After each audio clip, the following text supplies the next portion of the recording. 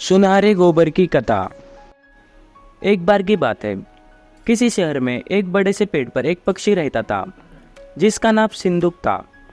सबसे चौंकाने वाली बात यह थी कि उस पक्षी का मल सोने में बदल जाता था।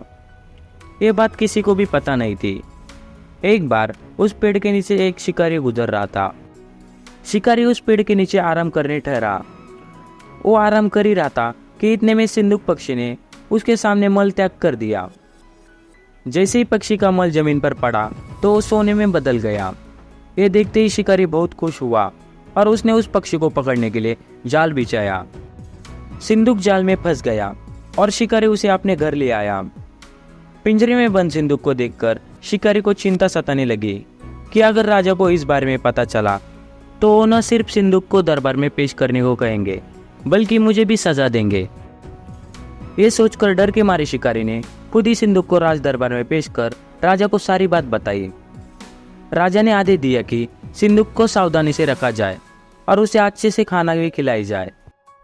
ये सब सुनने के बाद मंत्री ने राजा को कहा, आप इस बेवकूफ शिकारी की बात पर भरोसा मत कीजिए। कभी ऐसा होता है क्या कि कोई पक्षी सोने का मल त्याग करे? इसलिए अच्छा होगा कि इसे आजाद करने का आदेश दे। मंत्री की बात सुनकर राजा ने चिड़िया को आजाद करने का आदेश दिया। सिंदूक उड़ते उड़ते राजा के दरवाजे पर सोने का मल त्याग करके गया।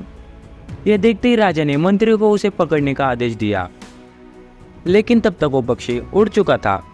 उड़ते उड़ते सिंदूक ने कहा, मैं बेवकूफ था जो शिकारी के सामने मल त्याग किया। शिकारी बेवकूफ था जो मुझे राजा के पास ले गया। राजा बेवकूफ था जो मंत्री के बात में आ गया।